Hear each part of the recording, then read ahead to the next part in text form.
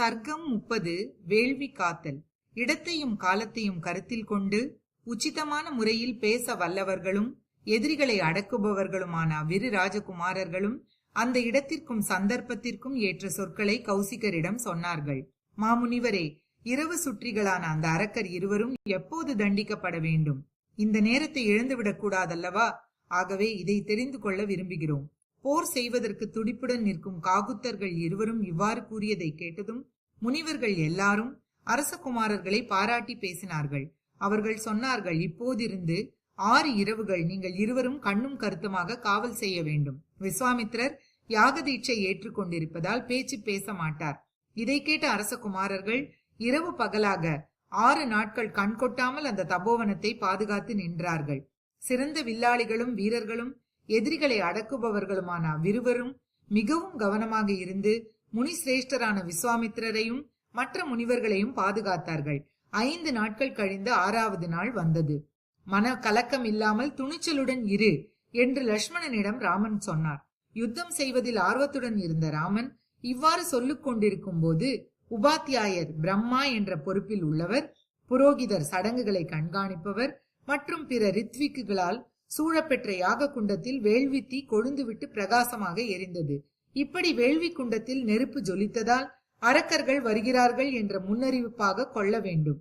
தர்பம், சமசம் என்ற பாத்திரம், ஸ்ரிக் என்ற கரண்டி, சமித்துகள், அரசு போன்ற யாக யோக்கியமான மரங்களின் குச்சிகள், மலர்களின் கூட்டங்கள் மற்றும் ரித்விக்குகளால் வேள்வி ஏற்றுபவர்களால் சூழப்பட்ட விஸ்வாமித்திரரால் அழகாக விளங்கிய அந்த வேள்விக்களம் பிரகாசமாக தீ ஜுவாலைகளை வீசியது. வேள்வி நடத்தும் முறைப்படி சடங்குகளில் குறைவு இல்லாமல் உரிய மந்திர கோஷத்துடன் அந்த வேள்வி நடந்து கொண்டிருந்தது. அப்போது பயங்கரமான பேரொலி ஆகாயத்தில் கேட்டது. அரக்கர்கள் வந்துவிட்டார்கள் என்பது உறுதியாயிற்று. மழை காலத்தில் ஆகாயத்தை மறைத்து கொண்டு மேகங்கள் மழையை பொழிவது போல மாயையில் வல்லவர்களான அரக்கர்கள் ஆகாயத்தை மறைத்து கொண்டு பெருங்கூட்டமாக ஓடி வந்தார்கள். பேருடல் படைத்த மாரீச்சனும் சுபாகுவும் பணியாளர்கள் புடைசூழ ஓடி வந்து அக்னி குண்டத்தின் மேல் ரத்த மாறி பொழிந்தார்கள். வேள்விக்களத்தை சுற்றிலும் ரத்தம் பொழிந்திருப்பதை கண்டதும் அவர்கள் எங்கே இருந்து கொண்டு இவ்வாறு செய்கிறார்கள் என்று அறிந்து கொள்வதற்காக இங்கும் அங்கும் ஓடி சென்ற ராமன் ஆகாயத்தில் அவர்களை பார்த்தார். திடீரென்று வந்து தாக்கும் அவர்களை கண்டு தாமரை கண்ணரான ராமன் லட்சுமணனை பார்த்து இவ்வாறு கூறினார். லட்சுமணா, பார், புலால் உண்பவர்களும் துராச்சரர்களுமான இந்த அரக்கர்களை மேகக்கூட்டத்தை சிதறடிக்கும் காற்றை போல மானவாஸ்திரத்தை செலுத்தி விரட்டி காட்டுகிறேன். இதில் சந்தேகமில்லை. மாயாவிகளும் கோழைகளுமான இவர்களை நான் கொல்ல விரும்பவில்லை. இவ்வாறு சொல்லிவிட்டு வில்லில் பானத்தை தொடுத்து பெருஞ்சத்தமும் பேரொளியும் கொண்ட மானவம் என்ற அஸ்திரத்தை மிக கோபத்துடன் மாரீச்சனின் மார்பை நோக்கி செலுத்தினார் ராமன். பேராற்றல் படைத்த அந்த அஸ்திரத்தின் தாக்குதலை தாங்க மாட்டாமல் சரியாக 100 யோஜனை தூரத்திற்கு அப்பால் சமுத்திரத்தில் போய் விழுந்தான் மாரீச்சன்.